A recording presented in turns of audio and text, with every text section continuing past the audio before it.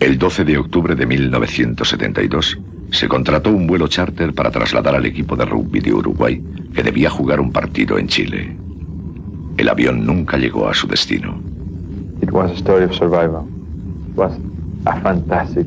Fue una historia de supervivencia.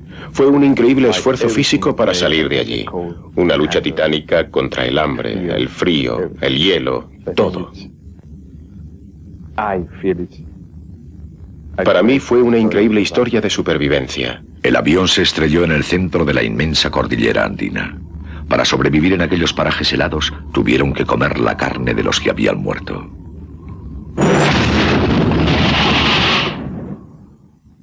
Pasaron 72 días antes de que el mundo se enterara de que había 16 supervivientes.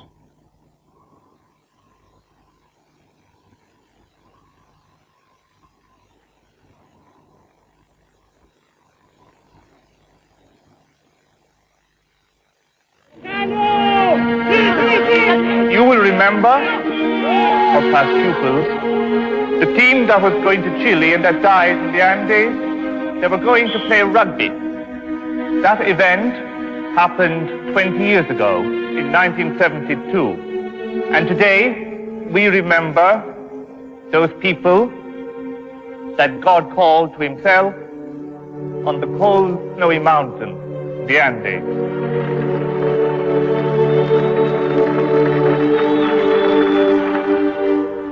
El colegio Stella Maris, regido por religiosos irlandeses, recuerda el accidente en el que fallecieron hace 20 años los componentes del equipo de rugby y los aficionados que les acompañaban.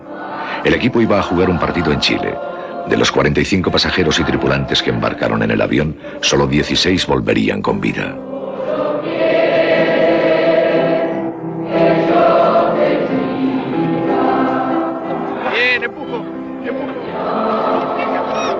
Esos 16 supervivientes siguen residiendo en la capital, Montevideo, y son miembros de la élite más influyente de la sociedad uruguaya.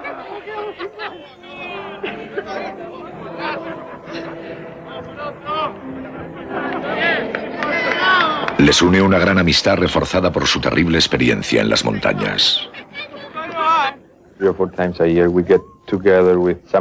3 o 4 veces al año, algunos de los supervivientes y antiguos compañeros de estudios nos reunimos y jugamos contra otro equipo local. Pero ahora jugamos como a cámara lenta, porque tenemos unos kilos de más. No somos tan rápidos como entonces. Creo que si hemos perdido tanto pelo se debe a la velocidad a la que jugábamos en aquella época. Nando Parrado solo tenía 19 años cuando tomó aquel avión hacia Chile. Era uno de los mejores jugadores de rugby de Uruguay y su madre insistió en viajar con él. Sabré que me puedo sentar, que no pasa nada, coche hoy. Los supervivientes han mantenido una estrecha relación desde el accidente, asistiendo a las bodas de sus amigos y apadrinando mutuamente a los hijos. Su relación no siempre es fácil, se conocen demasiado bien. Pero la relación entre Roberto Canessa y Nando siempre ha sido muy especial. 2 meses y medio después del accidente aéreo, lograron encontrar una ruta de salida a través de las montañas, salvando así las vidas de sus compañeros. Aquel fatídico día, 20 años atrás, los muchachos estaban deseando enfrentarse al equipo chileno al que habían derrotado el año anterior.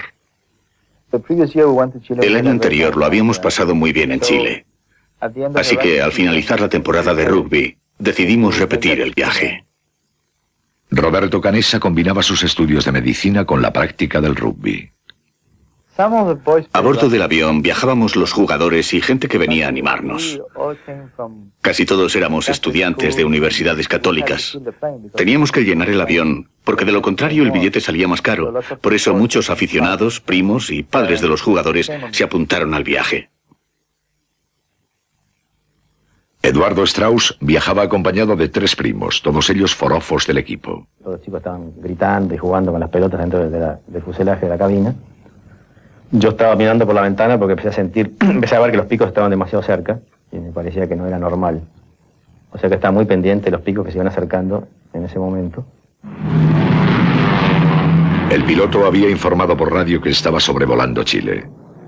Un error de navegación que tendría funestas consecuencias. Creyendo haber superado la cordillera, pidió permiso para iniciar el descenso. Recuerdo que miré a mi izquierda y vi unas rocas negras muy próximas al ala del avión. Unos segundos después, 3, 4, 5 segundos más tarde, pude oír cómo los motores perdían fuerza, como si funcionaran a medio gas. La parte frontal del avión se elevó y a continuación se produjo el impacto. Son ruidos que nunca olvidaré.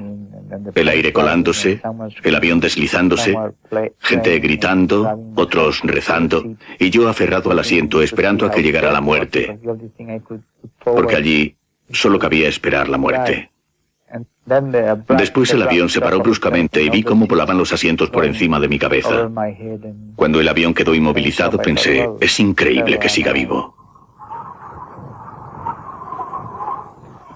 Is Canessa okay? Yeah, he's up front. Cut. Good. Okay. One more.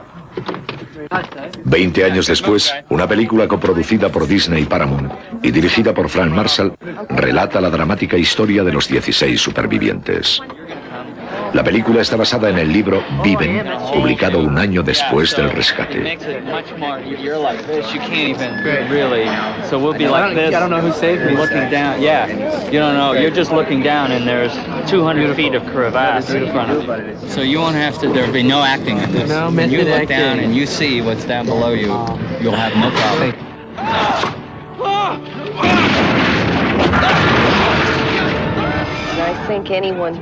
Todos los que conocen la historia han quedado impresionados por la terrible experiencia que vivieron estos jóvenes, una experiencia que revela la gran fuerza interna del hombre. Es conmovedor, es una aventura humana, un drama, tiene emociones increíbles, es espiritual, trata del valor y tiene pinceladas de humor, una variedad de elementos que no es frecuente ver en una sola película.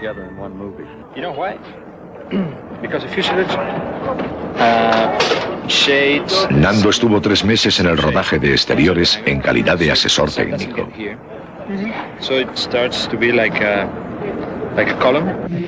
Es fantástico contar con la colaboración de alguien que vivió todo aquello y que te dice, así conseguimos sobrevivir en la montaña. El rodaje de la película reaviva en la memoria de Nando y los amigos supervivientes que le visitan viejos recuerdos que el paso del tiempo parecía haber borrado. Creo que la película ha devuelto intensos recuerdos a la memoria de algunos compañeros. Recuerdos que habían quedado bloqueados en su interior durante muchísimo tiempo. Esta es la primera vez que se abren, que hablan de esos recuerdos con sus familias. Así que en cierto modo esta película ha sido el instrumento que ha abierto su mente y su corazón.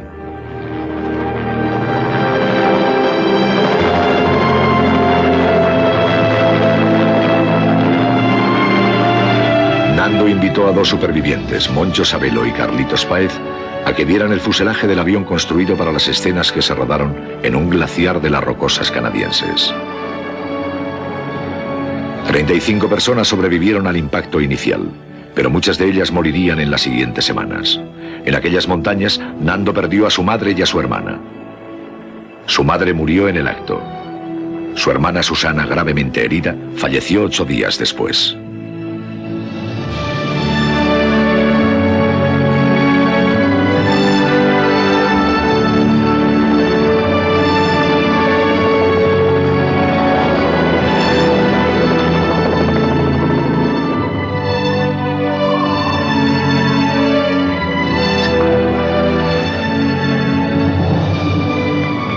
Los 3 supervivientes iban acompañados por el actor Bruce Ramsey, que interpreta a Carlitos Páez en la película. La minuciosidad con la que se había reconstruido la escena convirtió aquella visita en una experiencia perturbadora.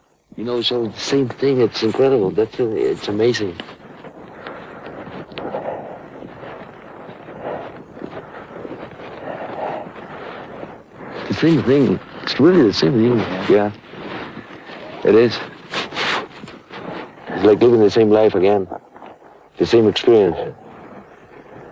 Yeah, but we know how this one will end.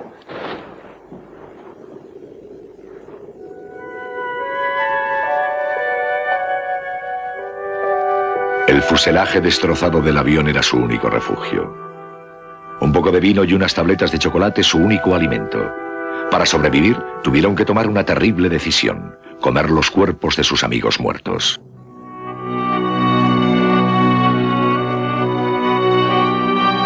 It's a very personal challenge for each one of the 16 guys who came out, I think.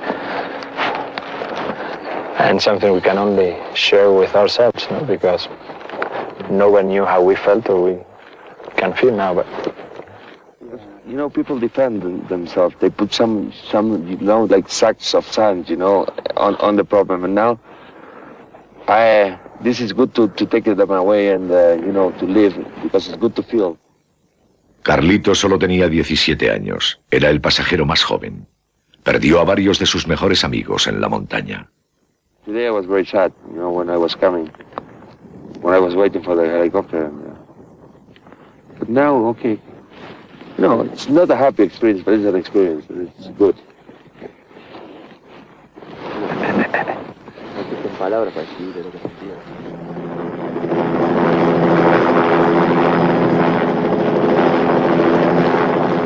Carlitos Paez. Nothing would have stopped me from coming here. My memories were hidden away, and seeing the fuselage unlocked them. It made me feel anguish and fear and sadness, but it was an experience I had to relive. El avión se había estrellado en el macizo montañoso más extenso del planeta. Equipos de rescate de 3 países iniciaron la búsqueda del avión siniestrado. Pero el fuselaje del avión era blanco y la zona había registrado la nevada más intensa de los últimos 50 años. Al cabo de los 8 días se abandonaron las tareas de búsqueda, pero los familiares de los desaparecidos se negaban a perder la esperanza de encontrarles. Lo sentía en mi corazón. Sentía una fuerza especial, algo que no me abandonaba. Día tras día, los 72 días en lo mismo. Pero nunca dudé.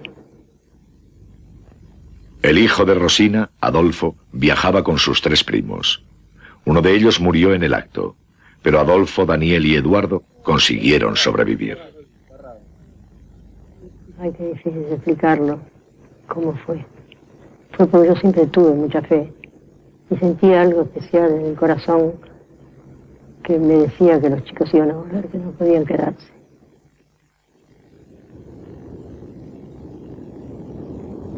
Se estrellaron en un paraje situado a 3.300 metros de altura, donde las temperaturas nocturnas alcanzaban los 40 grados bajo cero. Era imposible sobrevivir con unas cuantas tabletas de chocolate. Y yo le comento a la persona que tenía más en confianza al lado mío, que era mi primo Daniel Fernández. Y le digo, yo tengo una idea espantosa en la cabeza. Y no sé si me animo a contarla. Y si lo digo muy despacito, creo que vamos a tener que alimentarnos de los cuerpos, porque si no de acá no salimos. Y me quedé esperando a ver si me contestaba que era una normal lo que estaba pensando. Y me dice, yo estoy pensando lo mismo. Y digo, bueno. Daniel Fernández recuerda la repulsión que sintió al principio. Lo que significó para él tomar aquella decisión. No, porque no era tan fácil. No era lo mismo que abrir una heladera y sacar una botella de leche. Me estaba comiendo un amigo. No sabía quién era, pero lo estaba haciendo. Y no era carne de vaca, era carne humana. Y carne humana de un amigo. Digo, era una cosa difícil. Recuerda la imposibilidad de tragar aquello. Lo que comía lo vomitaba. Se sentía responsable de desperdiciar comida, no solo por él, sino por todos los demás. Pero el rechazo no era mental, era fisiológico. Su cuerpo no lo aceptaba, lo vomitaba. Se forzaba en pensar, no seas estúpido, si no comes, morirás. Coche Inciarte, otro superviviente de la tragedia de los Andes, hace una reflexión de la obligación que tenían de sobrevivir y concluir aquel milagro. Como tenías la obligación de sobrevivir, porque el milagro del accidente, el milagro de la luz, el milagro de todo te había dejado vivo. No tomar la decisión de alimentarte hubiera sido un acto que atentaba contra aquello. Todo fue muy duro. Primero pensar en hacer aquello, después decir que estás dispuesto a hacerlo. Yo dije, bien, si esta es la única solución. Y pensé en mi madre, en mi familia, en todos los demás. Tenía que hacerlo por la gente que me quería. Durante 20 años, los supervivientes han tenido que vivir con las consecuencias de su decisión. Roberto, que en aquella época estudiaba medicina, sabía que con las proteínas de los cadáveres sus amigos podrían sobrevivir. Con sus conocimientos consiguió convencerles y ayudarles a superar un tema tabú como el del canibalismo. Actualmente es cirujano especialista en cardiología infantil. Recientemente anunció su candidatura a la presidencia de Uruguay. Laura y Roberto están casados y tienen 3 hijos. En 1972, Laura y Roberto eran novios. Al conocer la noticia del accidente, Laura se reunió en la iglesia local con los familiares y amigos de los pasajeros desaparecidos, compartiendo su angustia y su dolor. Recuerdo el primer día que fuimos a aquella iglesia en Carrasco. Estaba completamente llena de gente, porque todos éramos amigos. Allí todas las familias tenían a un primo, a un hijo, a un amigo, a alguien por quien llorar. Apenas cabíamos en aquel lugar el primer día. Laura y Roberto siguen viviendo cerca de otros supervivientes en el tranquilo barrio de Carrasco donde nacieron. Es un barrio que ha quedado marcado para siempre por la tragedia. Los familiares de las víctimas viven en la misma calle que las familias de los supervivientes. Van a la misma iglesia, sus hijos van a los mismos colegios. Vivir en Carrasco, la verdad que resulta doloroso porque tenemos que pagar un costo de alguna manera. Muchas veces nos tenemos que cortar en lo que decimos. Es decir, está todo el mundo muy relacionado. Digo, tanto los sobrevivientes como los no sobrevivientes. Estamos todos muy relacionados, o sea, hay familias. Digo, es una sociedad muy chica y muchas veces tenemos que cuidarnos en lo que expresamos porque no queremos revolver el dolor en las madres. Carlitos bautizó a su única hija con el nombre de María Elena de los Andes en homenaje a su supervivencia. Pero ha sufrido mucho en los últimos 20 años. Últimamente ingresó en una clínica para rehabilitación de drogadictos y alcohólicos. A lo largo de las terapias se enfrentó a los terribles recuerdos que había intentado ignorar. Bueno, yo creo que sobre el tema de la carne humana, creo que no me avergüenzo de nada. Es decir, que si lo tuviera que hacer de vuelta, lo haría sin ningún prejuicio. Lo único que de ninguna manera contestaría es de quién tuvimos que disponer para vivir. Porque eso me parece que sería herir la sensibilidad de los familiares y eso es una cosa que yo no estoy dispuesto a hacer. En Carrasco, donde vivimos, la gente nunca me ha hecho preguntas sobre este tema en estos últimos 20 años. En esta comunidad nadie me ha hecho preguntas sobre el hecho de comer carne humana. Y ya han pasado 20 años.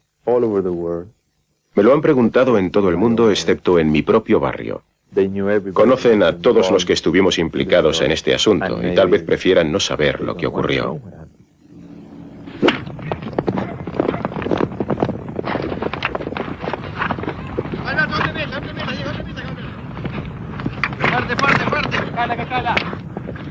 Nando se ha convertido en un próspero hombre de negocios y en un personaje famoso de la televisión.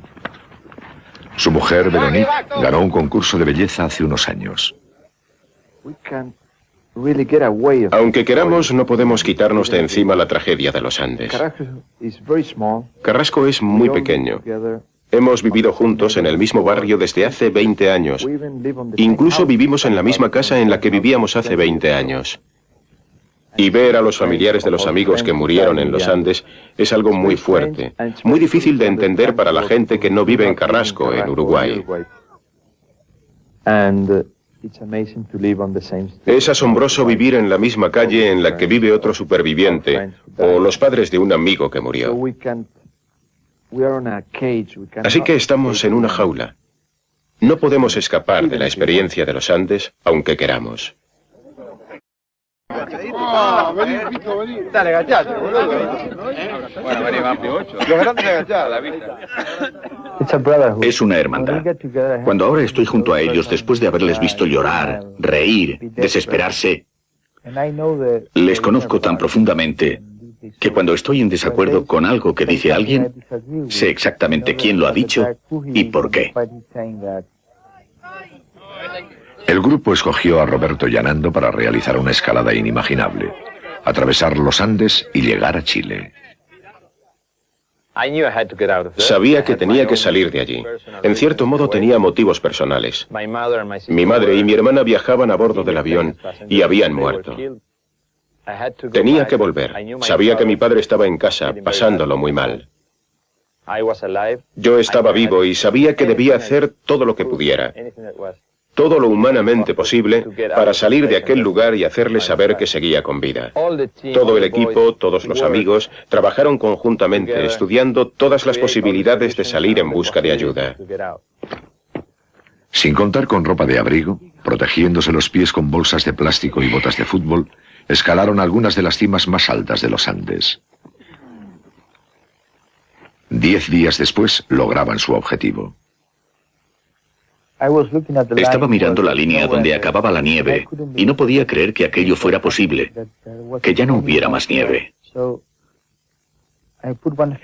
Puse un pie donde no había nieve y el otro sobre la nieve y me dije, estoy a salvo. Ya sé que no voy a morir, sé que aún tengo que rescatar a mis amigos, pero esta es la línea de la vida.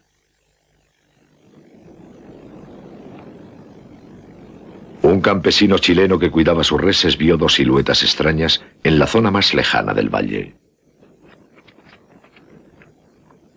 Yo venía caminando, primero cuando yo los vi, iba a juntar el ganado. Después, pero yo pensé que era gente que andaba turisteando, ¿no? Después cuando ya los veo que se aproximan corriendo, que corrían y se caían. Y divisamos 2 jóvenes que corrían y se caían. Nosotros creemos que andaban jugando.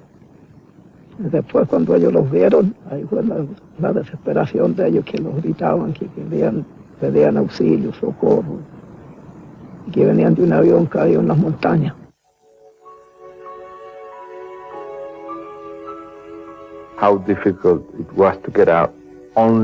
Fue terriblemente difícil salir de allí. Eso solo lo sabemos 2 personas en todo el mundo, Roberto Canessa y yo.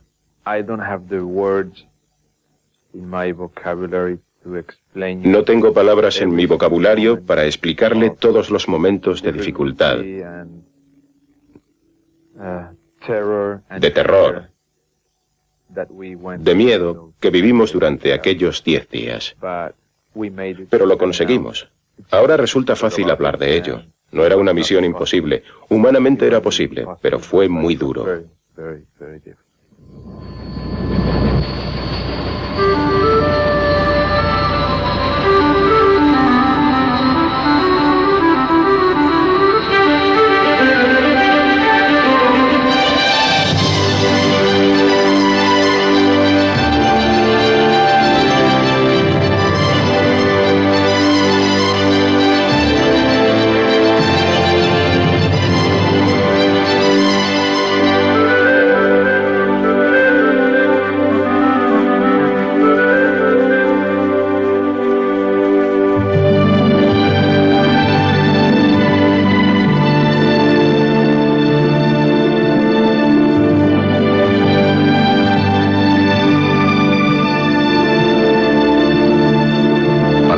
Los supervivientes eran la prueba palpable de que se había producido un milagro. Habían estado perdidos en las montañas durante 72 días y habían conseguido salvar sus vidas. Los muchachos contaron a sus familias y a los médicos del hospital cómo habían conseguido sobrevivir tanto tiempo. Ahora que habían vuelto a casa, pensaron que debían justificar su decisión de comer los cuerpos de los fallecidos. Muchos sectores de la religión católica lo vieron como un pecado, cosa que a nosotros jamás se nos pasó por la mente. Y ahí está la explicación. Cosa que nos molestó mucho en aquel momento, ¿no? Cuando la gente cuestionaba si era pecado o no. Realmente nos indignaba. Cuando jamás se nos pasó por la mente que podía haber sido un pecado. Se ofició una misa a la que solo asistieron los supervivientes y sus familiares. Le pidieron al joven padre Rojas que les confesara. El padre Rojas no lo consideró pecado. Porque no había culpabilidad. No era un pecado, y la Iglesia tampoco lo considera un pecado. Ninguno de los 10 mandamientos, dice el padre Rojas, nos prohíbe alimentarnos con la carne de una persona muerta. No habían hecho nada malo, y así lo manifestó el obispo. Él mismo lo explicó diciendo que podía considerarse como una transfusión que se le hace a una persona enferma. Es poner la sangre de otro en uno para que siga viviendo. Y eso no solo está permitido, sino que es una obligación. Lo importante era seguir viviendo. Álvaro Mangino estaba preparándose para ingresar en la universidad. Durante muchos años vivió obsesionado por lo que había hecho. Bueno, al principio tenía como una vergüenza, como que escondía algo de lo que había pasado, como que me sentía mal por lo que había hecho. Pese a que todo el mundo me decía que estaba bien lo que había hecho, mis amigos, mi mujer, el padre de San Fernando, cuando nos confesamos, los médicos. Pero yo adentro mío tenía ese sentimiento como de culpa que me costó muchos años liberarlo y sacármelo de adentro. ¿Ah? Por más que nunca nadie me juzgó por lo que había hecho, era yo el que me juzgaba. ¿Ah? Y poco a poco me fui liberando de todo eso, hasta que un día me di cuenta que no tenía sentido tener vergüenza de todo eso, que era una cosa natural que habíamos hecho y que era lógica y que la volvería a hacer hoy en día si me tocara vivir lo mismo. Los supervivientes volvieron a Uruguay como héroes nacionales. Desde la victoria del equipo nacional en los mundiales de fútbol de 1950, no se había visto nada parecido. Pero empezaron a circular historias sobre prácticas de canibalismo. Un diario chileno publicó en primera página la foto de 2 piernas humanas semidevoradas tendidas sobre la nieve junto al avión. La prensa internacional exigía respuestas. Todos los supervivientes eran fervientes católicos. En la montaña algunos se habían consolado pensando que al comer los cadáveres de sus amigos estaban compartiendo una especie de comunión mística. Pancho Delgado era estudiante de Derecho. Los supervivientes le designaron para explicar el caso a la prensa. Jesús en la última cena, tú lo lees en la Biblia, repartió su cuerpo y su sangre entre sus apóstoles. Y ahí en ese momento nosotros sentíamos que si Dios existía y estaba tan cerca nuestro, lo único que teníamos nosotros de manera superior era teniendo una comunión igual que la que él había ofrecido a sus apóstoles, tomar el cuerpo y la sangre.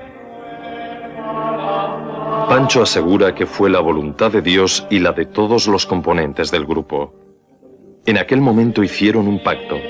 Si alguno de ellos moría, los demás podrían disponer de su cuerpo para poder sobrevivir.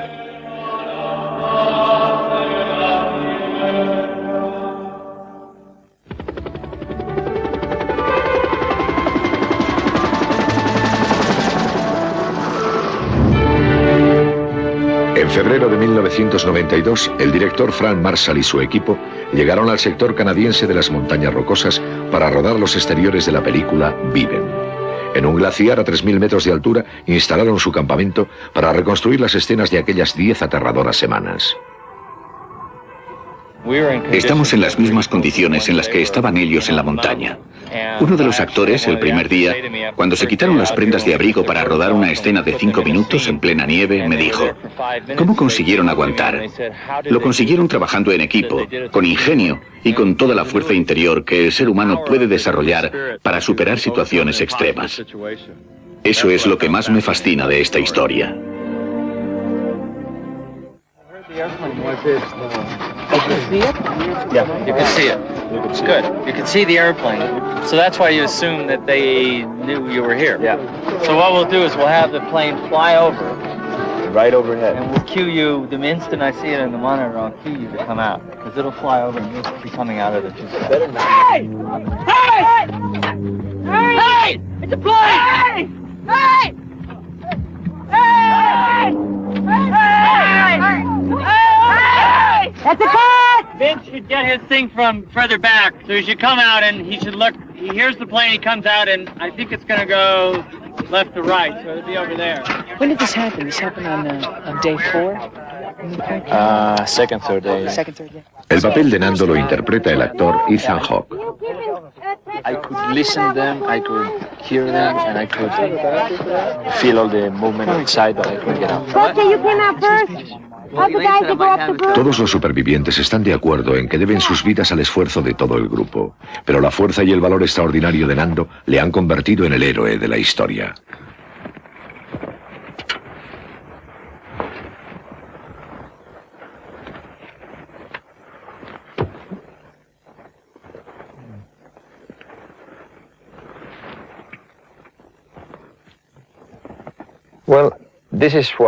Bien, esto fue lo que quedó del aparato tras el choque. Era un avión de dimensiones reducidas con capacidad para 45 pasajeros, equipado con 2 motores y las alas colocadas sobre el fuselaje. Así que cuando las alas chocan contra un saliente de la montaña, se desprenden destrozando parte del avión.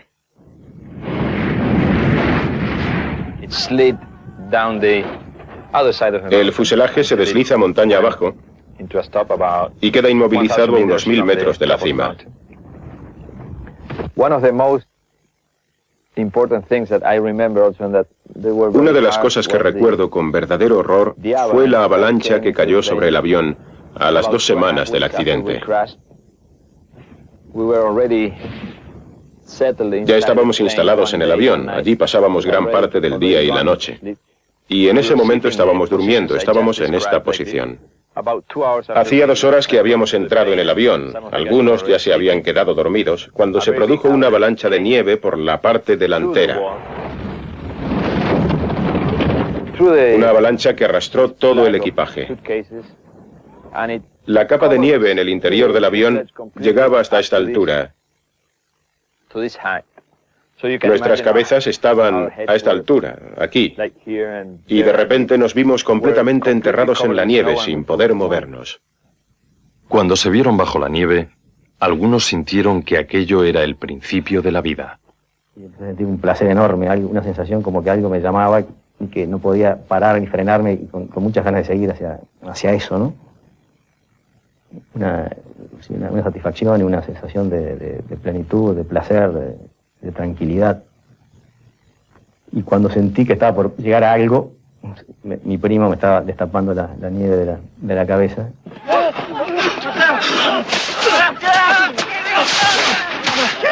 Y bueno, estoy absolutamente convencido que la muerte es el principio de una vida, ¿no? Mucho mejor que...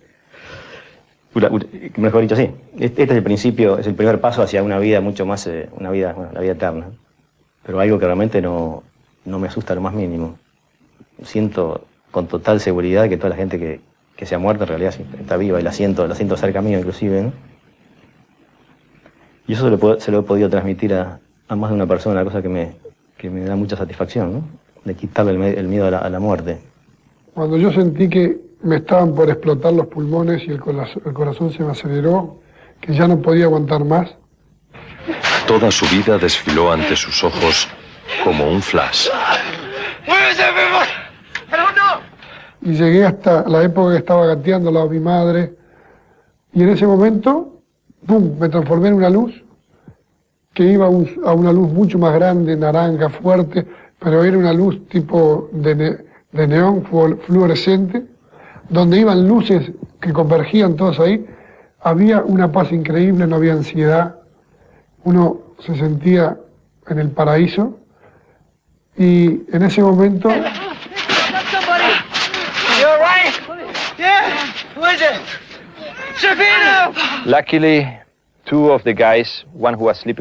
Afortunadamente, varios de nosotros, uno que dormía en una hamaca con las 2 piernas fracturadas y otros 2 que estaban durmiendo al fondo, no quedaron enterrados en la nieve. Saltaron hacia nosotros arrastrándose, porque la nieve llegaba hasta aquí. Solo tenían este espacio para moverse. Y empezaron a buscar las cabezas, las bocas de los que estaban durmiendo, no sus cuerpos, porque sabían que solo disponían de 2 minutos. No puedes aguantar más de 2 minutos sin respirar. En esos 2 minutos murieron 8 personas. posterior a la luz te diría que hay una especie de sensación de nueva sociedad, donde ahí hubo una especie de como sentimiento de la necesidad de ser un grupo muy unido, muy unido para vencer a la montaña que nos estaba castigando demasiado. Y ahí surge como una especie de religión de esa sociedad, que la religión era ser uno solo. Siendo uno solo, lográbamos vencer a la montaña. Los muchachos sabían que debían organizarse debidamente para salir de allí. Tenían una radio de transistores en la que escucharon que se habían abandonado las tareas de búsqueda. 3 de ellos intentaron llegar hasta la cola del avión que se había desprendido cerca de la cima de la montaña. Fue una escalada que estuvo a punto de costarles la vida. Os propongo un plan. Elijamos un equipo para buscar la cola. Yo también. Les daremos las mejores raciones, la ropa de más abrigo y dentro de una semana saldrán en busca de la cola. Volverán con las baterías y conectaremos el transmisor. Allá arriba hace frío. Yo no iré otra vez. Ni yo tampoco. Yo me quedé ciego en las primeras excursiones que hice porque escalando la montaña el sol viene por la espalda y se refleja en la nieve y esto hace como un espejo y me quemó las córneas. Al igual que Roberto Canessa, Gustavo era estudiante de medicina, pero tras el accidente abandonó la carrera. Recientemente ha vuelto a reanudar sus estudios. ¿Pensaste en alguien, en algo? Nos agarró la noche y el frío era tan fuerte, tan insoportable, que la única manera era poner uno acostado con la espalda en la nieve, uno en el medio como un sándwich y otro arriba. Cada media hora nos parábamos y nos pegamos piñas en la cara, golpes en el cuerpo, para producir vasoconstricción, calor. Y le tenías que pedir que te pegue, que te pegue, que te pegue. Y cuando estábamos congelados y uno tenía ganas de orinar, te orinaba las manos y a 37 grados en la temperatura del cuerpo, eso era como un masaje increíble. Las manos estaban así y revivían. Mientras esperaban que mejorara el tiempo, se hacían fotos unos a otros. Seleccionaron a 4 expedicionarios que, en su opinión, tenían la suficiente fuerza física y mental para salir de aquellas montañas. Les equiparon con las mejores ropas de abrigo, les alimentaron con los mejores trozos de carne humana. Los primos Strauch se encargaron de la siniestra tarea de racionar la comida. Tuvimos la responsabilidad de cortar y de distribuir. Era una cosa muy importante para la sobrevivencia, el tener un control muy especial de eso, porque era básico para poder sobrevivir. Como hablábamos hoy de la energía, ¿no? Era poco. El petróleo del mundo actual era eso. Entonces eso había que usarlo muy racionalmente, si no. Además, todos estuvieron de acuerdo en que fuéramos nosotros. De que nosotros fuéramos los únicos que tocáramos los cuerpos en ese momento. Si lo hacíamos nosotros no lo iba a hacer nadie. Y entonces de esa manera los demás también tenían una garantía de que había un control y de que las cosas estaban haciendo efectivamente en orden. El grupo podría sobrevivir con sus raciones de comida siempre que no perdieran la esperanza. Los que se dieron por vencidos fallecieron. Digo, es mi teoría, pero se cumplió en la mayoría de los casos.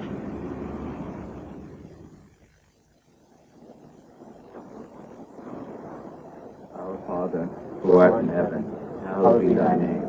Thy kingdom come, thy will be done, on earth as it is. Algunos escribieron cartas que nunca podrían entregar personalmente aunque intentaban autoconvencerse. Eduardo no las escribió porque estaba seguro de que saldría de allí. Vi alrededor mío gente que en determinado momento estaba muy bien y un buen día se convenció de que esa inmensidad lo había dominado y lo había derrotado. Y por más que le hablaras y todo, ya entraba en un declive y se moría. Para Roy Harley, ingeniero, las 10 semanas pasadas en aquella montaña fueron algo casi imposible de aguantar. Aunque no resultó herido, cuando volvió a casa tan solo pesaba 40 kilos.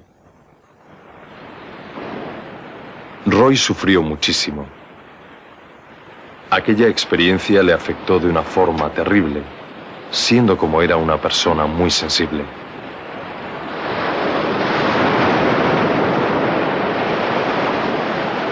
Fue más doloroso que para los demás. Lo vivió todo de forma mucho más angustiosa que el resto de sus compañeros. Llegó cierto momento en el que empezó a hundirse moralmente, y eso le condujo a un gran deterioro físico.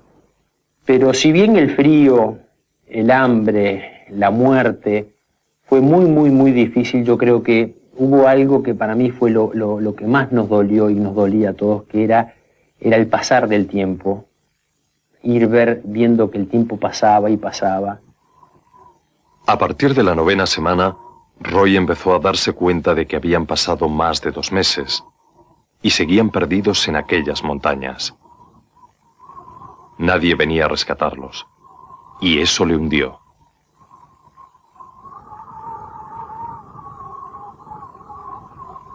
La pérdida de la esperanza mía fue cuando me di cuenta que yo por mis medios no podía hacer nada.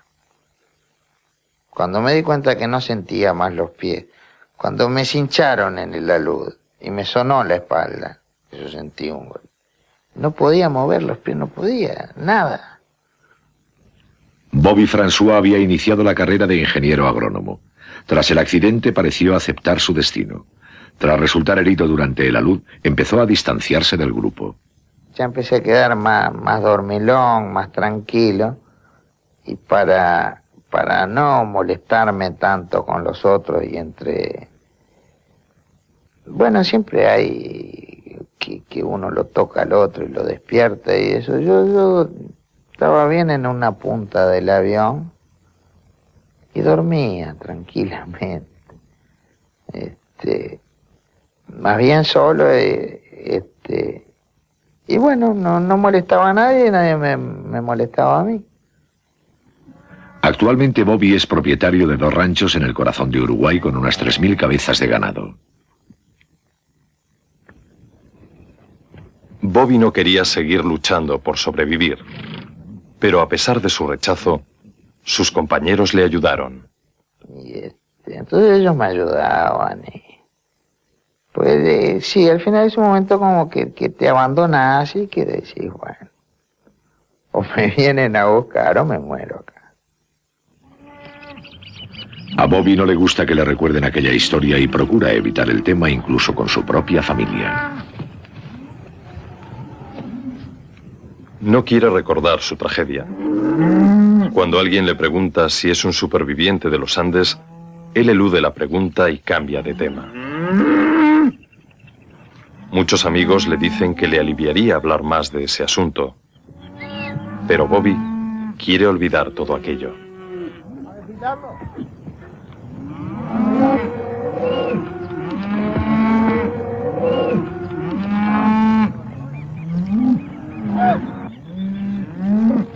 Yo creo que lo importante de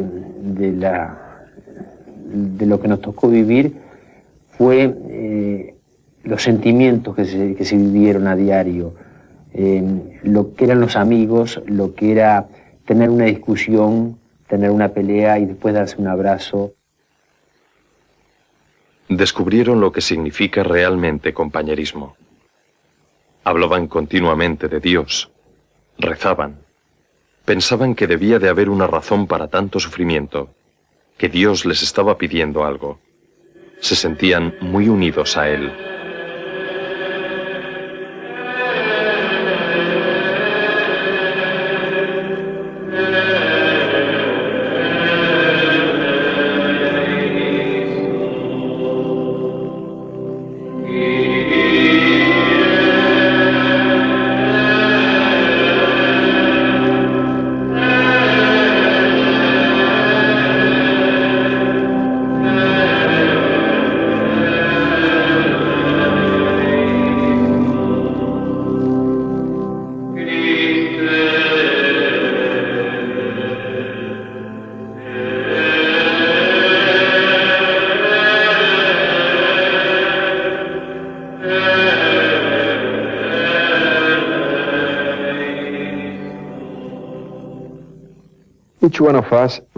Cada uno de nosotros recuerda la experiencia de los Andes de una forma muy personal, tal vez muy distinta unos de otros. Para algunos aquello supuso una experiencia espiritual. A otros les recuerda una avalancha. Para otros es una sensación de frío. Para otros significa hambre. Para otros significa la tardanza del rescate. Para otros todo es un antes y después de los Andes. Cada uno recuerda de una forma muy personal el episodio de los Andes. Y yo creo que es lógico. Somos 16 supervivientes, 16 personas diferentes, y lo vemos de 16 formas distintas.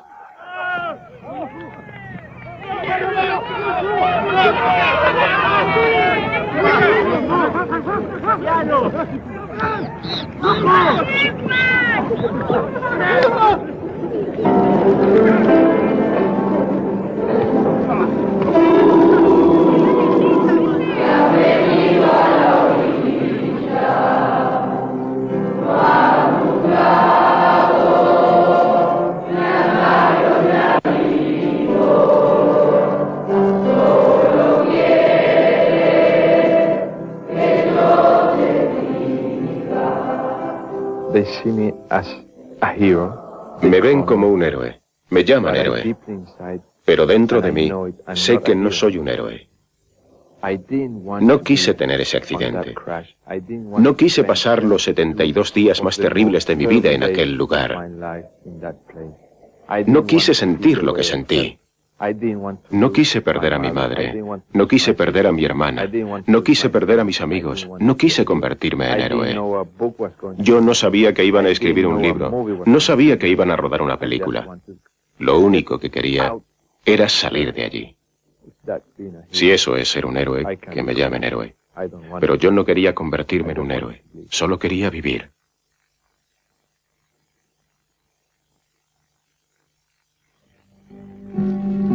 Queremos agradecer a los supervivientes y a sus familias la ayuda prestada para la realización de esta película.